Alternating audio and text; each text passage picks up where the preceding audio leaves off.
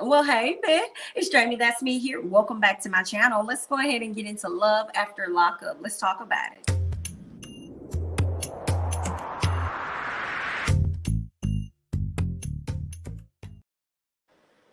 All right, y'all. I guess first things first, let's go ahead and talk about Anissa and Jeff. Let me go ahead and find them over here in my good notes. Okay, they don't really have much to talk about for the most part. Just know that Anissa is getting a little bit irritated with Jeff.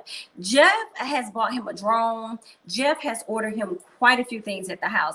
Jeff has actually run up her credit card by a few thousands. So that gives me the fact that that lets me know that Anissa, you a damn fool. Okay, ain't in no way no man finna come up out of prison. I don't even know if y'all married. Y'all ain't married or anything. Even if y'all was married, it don't make no sense. Ain't nobody finna run up nothing on my damn credit card with no frivolous ass things, and you not finna use my credit to do it.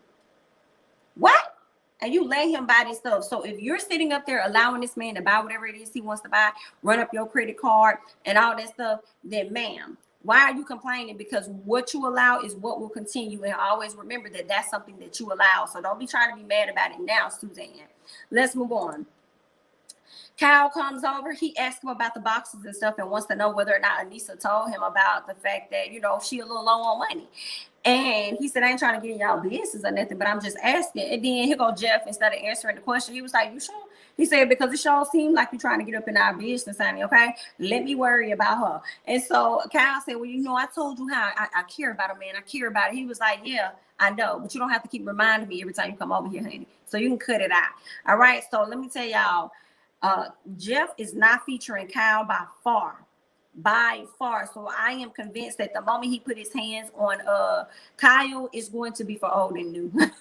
It's gonna be for when he hopped in that car when Anissa came to pick him up from the bus station, okay? For the old, and then the new is about to be the situation of him telling the secret to Anissa. Kyle goes in the house, talks to Anissa, tells her that Jeff's confided in him about a secret, you know, and says that he don't feel like a marriage or anything should be built on lies, and thinks that she should know. She said, well, tell me. He was like, oh, he has a child that's 18 years old, but you don't know anything about it, but it happened before you. And she was like, yeah, it happened before me. He was like, see, I don't understand why he just won't tell you.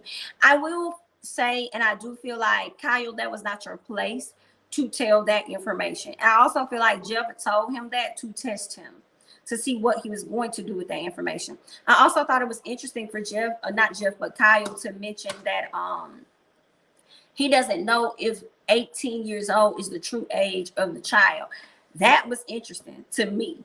So now I'm like, okay, what if this child is way younger? What if this child is 13? What if this child is 10? I think they've known each other for 10 years, but what if he has a child within that time, that age range, but he's saying that, you know, it's 18 years old? Wondering, honey, IDK, but that was an interesting point there with Anissa and Jeff, you know, that whole situation. So that's where they are. You know, I think Anissa is a fool, and I think that she's been a fool in love for many years now, and I don't see her stopping anytime soon, okay? But I do hope that Kyle get a few good licks on Jeff. Just don't knock the rest of his teeth out while you at it, honey, okay? But that's all we got for them. Let's go ahead and move on to Stan and Miss Elisa, okay? Lisa ready to get this call, okay? But Stan ain't really ready for her to get the call. All right. And I was wondering, like, why is he like this? But we learn why he's like this. So he brings up other things like, oh, you need to get a license, or you got to do this, or you got to do that. And then he just opens up and says the last woman he bought a car for left him immediately, and he's afraid that she's going to do the same thing. Now, Lisa's definitely going to leave you very quickly. She is, but she's not going to go too far away from you, because you're still going to be her lifeline and her financial human bank. So she's not going to go too far away from you, but she definitely gonna be leaving you for sure. Hear me. I can see her creating an issue just to fight so that she can leave the house in your car, especially when you put it in her name. Therefore, it's going to be hers and it's not going to be yours. Okay, so I can see her being toxic and creating issues just so she can skip out on the plug and stuff.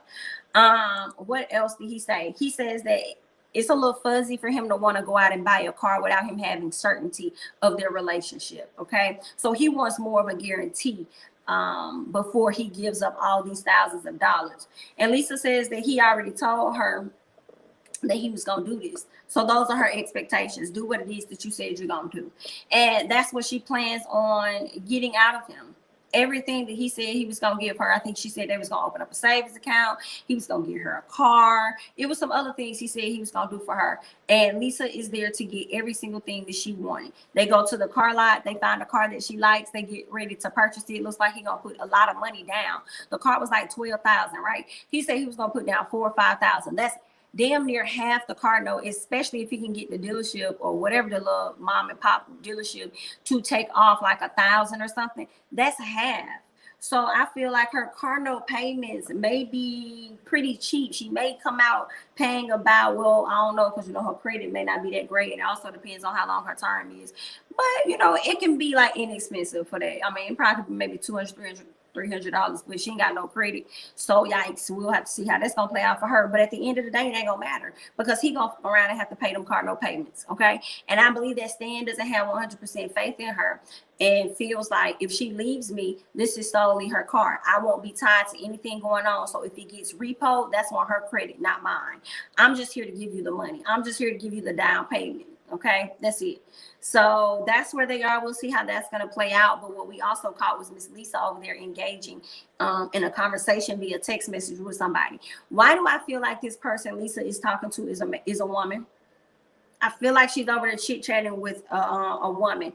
I don't know, but we are going to see a man at the house on next week's episode, but I don't know who this person is. I don't know if it's like her son or if it's like a brother or something, but I feel like they may have a connection with Lisa. So we'll see how this is going to play out on next week's episode, which I believe they said is the finale, which was interesting. But okay, then let's go ahead and move on to someone else. Okay, let's go ahead and get to Rachel. Let's talk about Rachel and Doug, honey.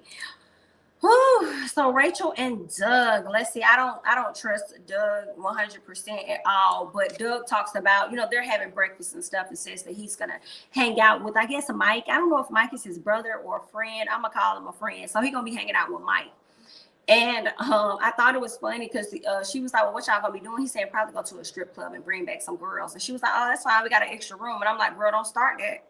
Don't start that, Mary, because he might fulfill that wish one day. Don't start that, okay? She's still concerned about him possibly cheating on her based on what the sister said. So if you concerned about him possibly cheating on you based on what she said, why would you even mention, oh yeah, we got an extra room in the house, okay? Yeah, we know you was joking, but be careful. Be careful, Miss Mother. What else happened? His friend picks him up, take him to like a jewelry store or whatever. He's looking at getting another ring for his wife. They got married in prison, so I'm sure that ring she either bought for herself or however he got it for her or however she got it. I think it probably was just like a band. So he probably wants to get her like a diamond or something, you know, add some value, whatever. So he wants to propose and kind of do it right because he didn't get a chance to do it like that.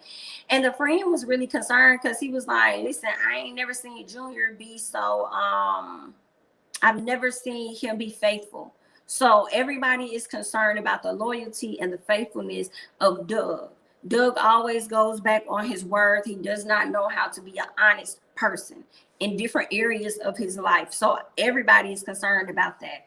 But at the end of the day, he takes Miss Rachel out on a date to a park. He surprises her, gets down on one knee, you know, reproposes to her, give her a new ring or whatever. And they're happy in love until the next argument and the next blow up. So either way, guys, good luck. Okay. I don't trust Doug. I just don't. I want Doug to focus and work on the relationship that he has with his child. Okay, you should have went over there and got your son a commitment ring and be committed to being a father to him. Okay, and doing better with your life. But all right then, honey, talking about something he loved Miss Rachel unconditionally and all this and that. I'm like, I want you to have the same energy for your child, and I want you to really consider your child when you go out and you make certain decisions. Okay, you've been out of this boy's life his entire life. Get it together so you can be there for the rest of it. Anyway, child, let's go ahead and move on to what's their name? Brittany and Ray. Let's talk about Brittany and Ray. Okay, so his family stops by. They liking the spot, you know, they liking the food, they chit chatting, having a great time. Okay. They want to know about whether or not her family is coming. She said, oh no, not today. No, we won't be over here today. Yeah, we felt it would be a little too overwhelming for Ray, you know, so we just want to, you know, pace things just a little bit by a little bit. So they really can tell that she's full of at this point, and everybody feels the same way, like she is like embarrassed by him or something like that. And I'm like, y'all already got the scoop because grandma done ran back and told y'all what it was. And speaking of grandma, why we ain't see her this episode? Y'all already know how I feel. Grandma got to be in every single episode. Okay, so y'all need to make sure she's a part of the finale, and that's just period. Okay, so you know they already got the scoop from the grandmama on them not meeting, on him not meeting her family yet. Okay, Ray says that it's really important based on like how he was raised and stuff. And it's interesting to see Ray talk about how he was raised, because I'd be still going back to like, yeah, but you still ended up in jail regardless of how great you were raised. Okay, you still was out here doing what you want to do and ended up in jail. But anyway, Ray says that the approval of her parents is very, very important to him. So hopefully he gets that. I think he will get the chance, because Brittany ended up calling her dad after Ray told her to call her dad. After he kind of like chunked her off a little bit about everything, she decides to call her dad and tell her dad, come over to the house, want to talk to you about some things. And the dad's gonna come over, but I still kind of feel like, give your daddy a heads up. Give your daddy a heads up that he about to meet this man. So I don't know. I want to see how she finna lay this out to her dad. Your dad just finna come in the house and be like, oh, dad, there's Ray. Oh, yeah, and Ray lives with me too. Like, how you finna do this? I just feel like she should give her dad a heads up. I don't think her dad is going to be happy to come over to the house, see that this man is there. He wasn't expecting him. See that this man is living with you. Wasn't expecting that. And then got to go back and tell this information to your mama. Your mama really going to feel a way. Even though she said she didn't want to have nothing to do with this, she's still going to feel a way about not being included in it as well. So I feel like the way Brittany is handling this is not really well. I feel like you really can't skirt around how people are gonna feel. Like they're gonna feel how they're gonna feel anyway. They're not gonna be happy. They're not happy on the front end. They're not gonna be happy on the back end. So might as well get all the information out in the open on the front end. Okay, and they'll overcome it, because more than anything, what's more important to them is their relationship with you as their daughter. Okay, and if anything, they're gonna want to keep you even closer so that they can keep their eye on Ray, because that's what Ray's family is doing with you. Okay, so that's why you felt so welcome by their family. Yeah, because they don't trust you. They just not saying it out loud like grandma is saying. So they keeping you close enough to watch you, girl. So yeah, I don't think it's gonna be a big deal. I think she does need to go ahead and let her dad know exactly what is going on over there. Okay. Where else are we? So we talked about Anissa, Stan, Brittany and Ray, Doug and Rachel. So let's talk about DAONTE and Nicole. Courtney and Josh was not in this week's episode. Okay, so we'll go ahead and move on to DAONTE and Nicole. So y'all know he was going crazy on last week's episode because he called Miss Girl in the car with her ex-boo. Now, what I found to be interesting was him trying to kind of go ahead and give himself excuses. Okay, he's just like Dr. Nicole said, don't put a ring on it. He's dishonoring himself to believe what it is she's telling him and not seeing her actions for what they are. He tries to give himself an excuse and say, well, I mean, granted, even though I saw her in the car with him, I still don't know exactly what it was they were doing. I'm like, bro, what you think they was finna go do? She got out the car with you, told you that she ain't trying to have sex with you like that, and then she hops in the car with another man late at night. What do you think they finna go do? They ain't finna go talk at the top of no hill. What do you think they finna go do? Okay, so of course he went crazy and decides to link up with his best friend. Okay, best friend explains he explained the situation to the best friend, and the best friend wants to talk. He was like, nah, I can't let you talk to her. I need to talk to her before you sink your teeth in her. Because the best friend ready to cuss Miss Girl out. He's like, listen, I told you that girl was down through there. Told you that. Okay, she been down through that. I've been said that. So, you know, best friend is really feeling away, but he's not surprised by the news at all. And he feels like this is a great time for DAONTE to leave her, but he know his friend ain't. He know he not. He gonna just hang in there. And I'm bothered because I'm like, how do you have a friend that is so mentally mind strong like him, DAONTE? No, like smart, you know what I'm saying, for the most part, logical, like he really thinks. Like, I'm confused How is it that this is your friend and you have not taken on any of his characteristics with how you see things? How has that friend not been able to help you with your self-esteem? Like, I'm not understanding that, okay? What else happened? She ended up calling him one day. DAONTE said he wanted to talk to her. Okay, she called him. She's like, hey, what's up? I want to, I want to talk. I want to meet. And he was like, okay, well, we can meet tonight. She's like, no, I can't. Let's meet tomorrow. Well, then, BIT, why you called him? And that's what I would say. Well, what the hell you called me for? If you knew you couldn't meet today, you should have been calling me when we can actually have a conversation right then. What do you mean? And he was like, that's fine. We ain't got to meet tonight. And I'm like, you should be questioning that too. You should question that too, talking about, so we ain't got to meet tonight.